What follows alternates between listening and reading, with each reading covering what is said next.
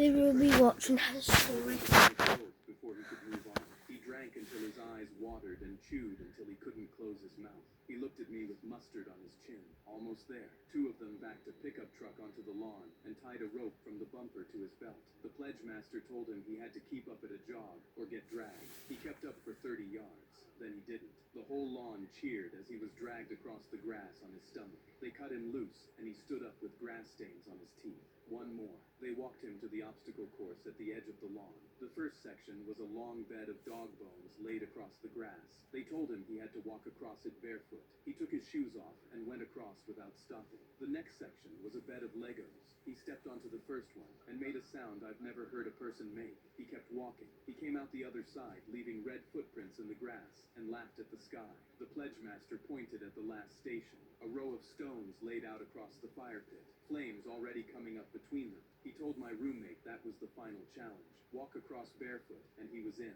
My roommate took one step toward it, then another. I crossed the lawn at a sprint. I grabbed his arm before his foot left the ground, and I yanked him backward into the grass. He went down and stayed down. He looked up at me with eyes I didn't recognize. Bro, I'm almost in. The pledge master walked over. He's got one stage left. Let him finish. I didn't look at the pledge master. I picked my roommate up under both arms, and I walked him off the lawn the way you walk a drunk friend out of a bar. He didn't fight me. By the time we reached the sidewalk, his legs were giving out, and he was leaning his whole weight on me. He looked at the house over his shoulder. Did I get in? I didn't answer. I was swimming in a lake when I caught a rotting smell cooling around me. It was so strong it made me gag, so I decided to just get out. But while swimming towards shore, I felt something brush against my leg. I figured it was just weeds and kept going. But then 5 human-like fingers wrapped around my ankle and squeezed hard. I went pale and kicked as hard as I could. The fingers kept holding on and dragged my whole body under. I kept thrashing and thankfully freed my leg. I came up choking and swam to shore faster than ever. I called police, who sounded skeptical, but still sent divers. I was at home wondering if I was just crazy when I got a call telling me to come to the station. The officer told me they found out what grabbed me. Directly below where I was swimming, the divers found a car.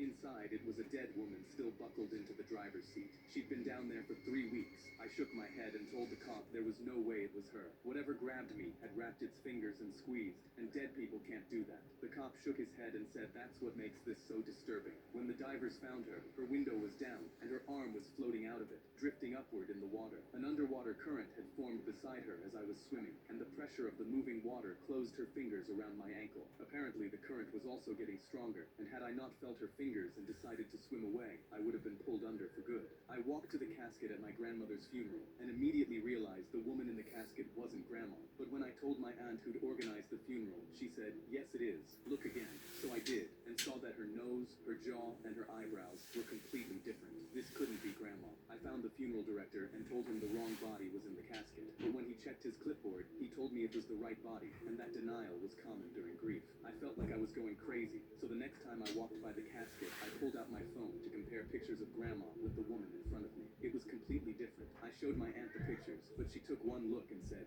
"Close enough. Sit down." I couldn't believe it and ran back to the funeral director, and when he saw the photo, his face immediately changed. He said, "Wait here while I make some calls." He came back 5 minutes later and told me to go get my aunt because she'd organized the funeral and needed to hear this. I called her over, and the director told us that the body in the casket wasn't Grandma. Grandma had actually been cremated 3 days ago, and the body we're seeing belonged to a woman in the same nursing home. I was shocked and turned to my aunt. "Why did you do this?" My aunt immediately said she had no idea, but the funeral director cut her off, and from his clipboard pulled out a cremation certificate dated 3 days ago and signed by my aunt. I realized my aunt had known all along, and when I again asked her why, she finally broke. She admitted she just wanted the aesthetic of an open casket funeral. I was appalled and sprinted to the podium and immediately announced what happened. Everyone was shocked and stared at my aunt in disgust, whispering between themselves. Suddenly, the front doors of the church opened, and a family in all black walked in. "We were told our mother's body is here." My aunt had to walk over to them and explain that she stole their grandmother's body for aesthetic purposes. My dad handed me a stack of blank postcards on my 8th birthday with one rule. Every time you get mad about something,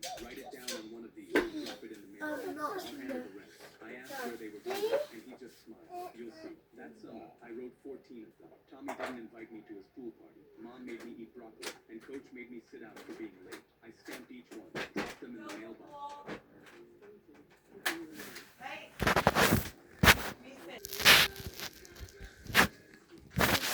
For months.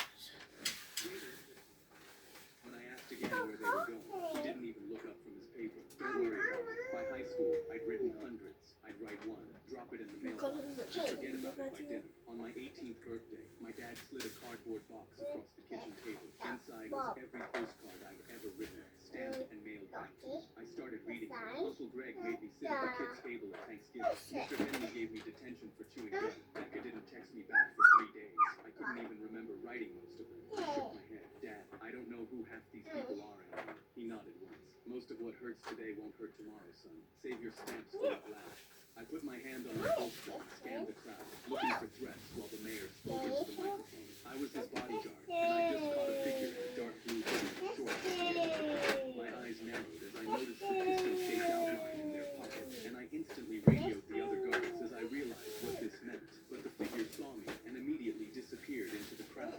My focus dropped down to the front row, where my wife was smiling at me, but I frowned because next to me, my daughter's seat was empty. She'd screamed she hated my job and hated the mayor this morning, slamming the door in my face before I left. And I thought about how awful it would be if something happened today, and that was our last interaction. Suddenly, my radio crackled again. We can't find the figure with the hoodie in the crowd. I felt extremely uneasy and decided it was too dangerous. I walked across the stage and leaned into the mayor's ear while he was speaking. We've identified a perceived threat. You need to leave for your safety immediately. I could see his skin go white in fear, and he immediately nodded. The crowd gasped. What's happening? But I said nothing and began escorting the mayor off stage. I looked at my wife and nodded, but then while scanning the crowd one last time, my eyes caught movement. The same hooded figure was pushing through the crowd with the kind of urgency that only meant one thing. I tried to stay calm, but then I caught a glimpse of metal in their pocket. The other guards were too far away to tackle them, and they pulled out a gun and raised it at the mayor. My brain went on autopilot as I dived in front of the mayor. Time slowed down, and while in the air, I looked at my wife. I thought about how she was going to have to see her husband die in front of her. I thought about my daughter and how the last thing we did was slam a door in each other's faces. I heard the sound of the bullet flying and suddenly felt the impact. I fell hard, bleeding from my leg and groaning in pain. But the mayor was okay. Other guards swarmed him, and I saw my wife crying and screaming, trying to get to me while security held her back. But then I looked past the crowd and saw the shooter running away, and my body froze in shock, and tears began rolling down my cheeks. The shooter had a scar on her calf, the same scar my daughter has. My daughter was the shooter. She would rather shoot her father than let him do his job. My son's principal called. We found something in your son's backpack. You need to come in immediately. I immediately ran to my car and drove to the school at 100 miles per hour while my heart pounded with the ground. When I got there, my son was staring at the floor looking extremely guilty, and I was already assuming the worst. What's wrong? Did someone get hurt? The principal pointed at a stack of papers across the desk. We found these in your son's backpack during a locker check. I looked down and started going through it. College applications, SAT prep notes. I laughed because it's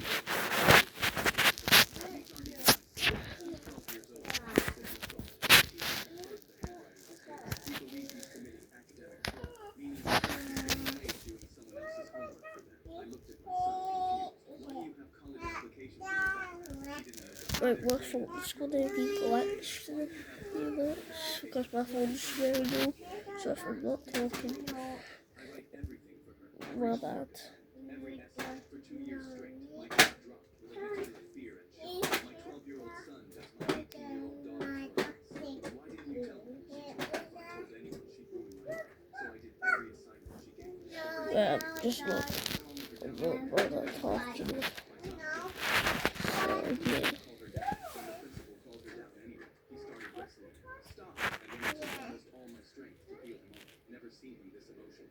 What is going on? I've never seen you act like this before. His lip quivered with fear, and before he could say anything, the door slammed open. Jada walked in and crossed her arms. Why was I pulled out of class? The principal pointed at her. Your brother told us everything. She looked at her brother and sighed like this was an inconvenience. I knew you would tell on me, but whatever. I don't care if it was wrong. He got me accepted to Harvard. I felt extremely disappointed in my daughter, and when I came to see my son's reaction to all of this, I expected him to be sad. Instead, he was laughing. Jada looked worried. What's so funny? I said. Yeah, why are you laughing? He kept laughing. You didn't get accepted to Harvard. I did. The room went silent. I wrote the truth in the application essay. I told them that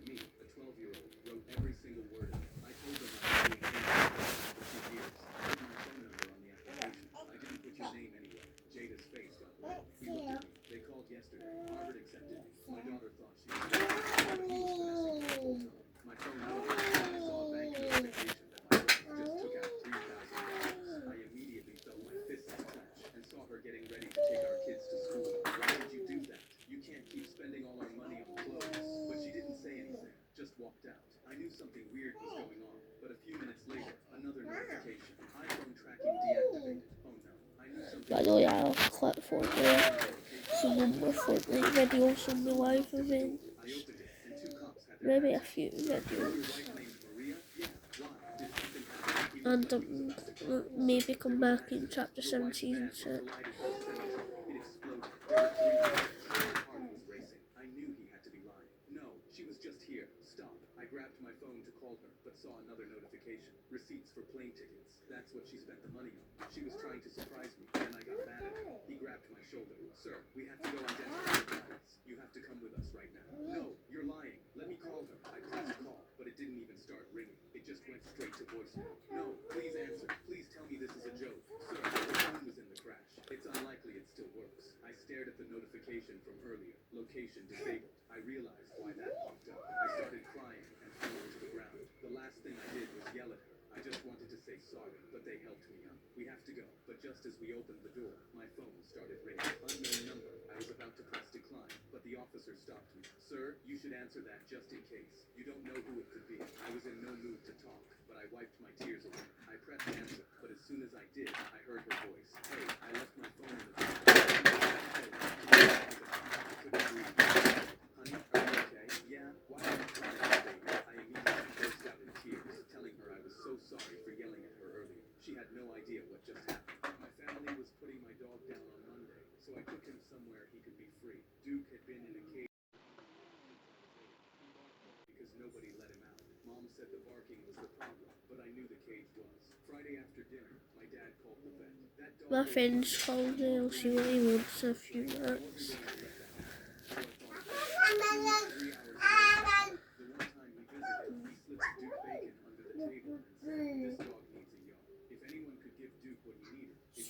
So that Saturday night, I waited for my parents to fall asleep. At 2 in the morning, I crept past their bedroom into the laundry room. I lifted the latch on the cage, but Duke didn't make a sound, like he knew. I clipped on his leash, and we walked 2 miles to the train station. The clerk behind the glass asked where my parents were. I pointed at the bathroom and told him my dad sent me to buy the ticket from outside. I slid all my piggy bank money under the bed. I paused for a long second, then pushed the ticket back through. On the train, I took the bag and Duke curled up under the seat. My phone started buzzing, and I pulled it out of my pocket. It was Mom, then Dad, then Mom again. I turned it off and shoved it deep in my bag. A woman across the aisle saw Duke under the seat and smiled. It was a sweet voice. Oh, my cousin might be here about 3 minutes.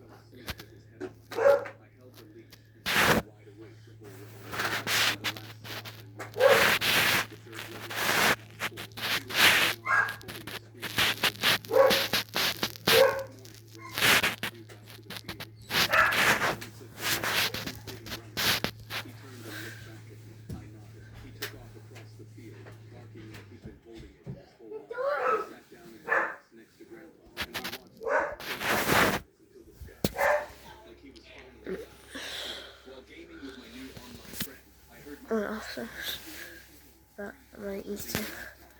She ran around the house, closing blinds and making sure the doors were locked. I paused the game and asked what's wrong, but she just pointed to her laptop. I opened it and saw a Reddit post she'd made, sharing her experience being stalked by someone. Your inbox had a new DM. Your post made finding you too easy. Can't wait to try you soon. Followed by a picture of my new online friend I've been gaming with was named Dave. We were supposed to meet for the first time in a couple of hours. I told my sister and she broke down, saying Dave had tried to unalive her before, and if I went to meet him, he'd probably do something to get to her. We called the police and sent help. That evening, Dave pulled up, texting me. He's outside ready to meet his gaming buddy. My sister looked out, and while shaking, confirmed that was his car. I stepped outside, my heart beating through my chest. He looked at me with a smile and asked me to give him a tour of my house. But a dozen officers swarmed him instantly. They tackled him to the ground and pulled out his ID. But when we looked at it, we saw his name wasn't registered as Dave. It was Wayne's. Yet his picture matched perfectly. So if the man on the ground in front of me wasn't Dave, where was the real Dave? That's when my phone started ringing. My sister. I answered, and a man's voice came through. Congratulations. You just meet with these lifeless eyes. And I could tell he knew that I understood. He nodded and quietly said he'll take the ladder. So I went to the back and browsed through every ladder, picking out the strongest one I could. I brought it back and sat it down on the floor, then added it to the total. The man thanked me. But just as I was about to ring it, 8 was shut off. The register auto locked and timed out for the night, and I could no longer take any payment. I told him I was sorry, but I couldn't sell him the rope and ladder. He looked up for the first time. Did you do that on purpose? I didn't answer, and just pointed at the coffee shop across the street. That stays open till 10. Will you have a cup with me? He nodded, and as we walked out together, I realized that sometimes the kindest things people do for you are the things you never see. My grandfather hunted every weekend for 40 years and never came home with a single bird. The night after his funeral, the lawyer read out his will at the lodge while we passed plates of stew around the table. Whoever bagged a pheasant on Grandpa's land by sundown tomorrow inherited $8 million. 6 of my siblings stopped chewing. My eldest brother looked across the table at me and laughed. You can sit this one out, Soldier Boy. Save the army stuff for somebody else's $8 million. I clicked the bolt back into my rifle without looking out. Dawn. The 8 of us spread out into Grandpa's woods. I had a clean line on two.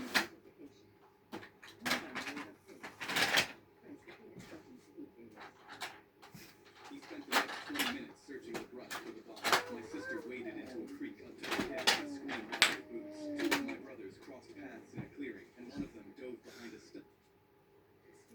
Fuck right off. What?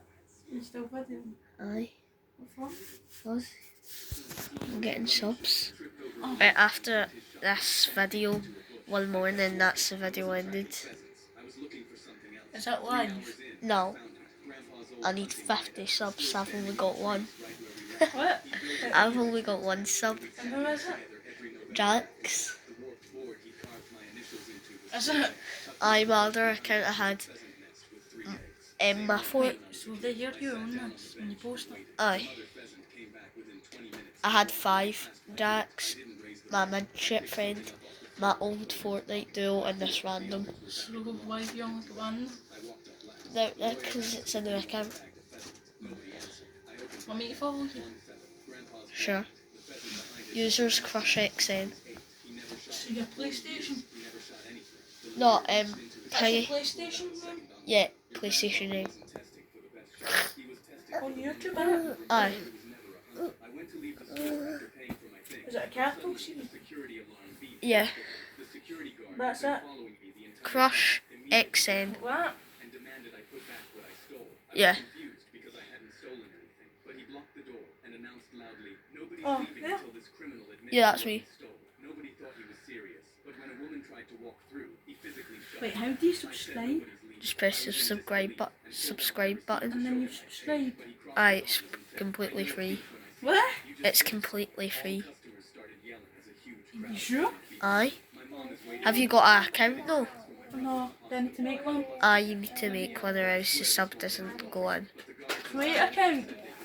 Yeah, just sign into your email. Make a random username. First name, John. Fuck, I've just seen my name on it. Who cares? What? Who cares?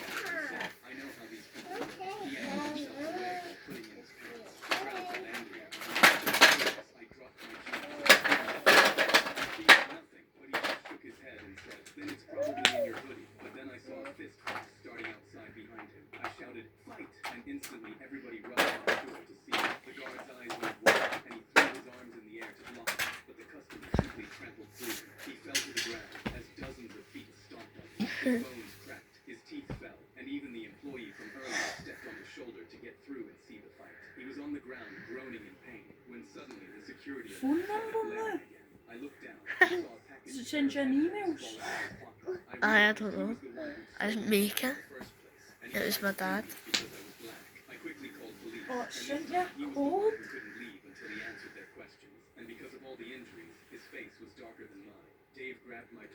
If you guys enjoyed this video, make sure to like and subscribe, and as always, peace.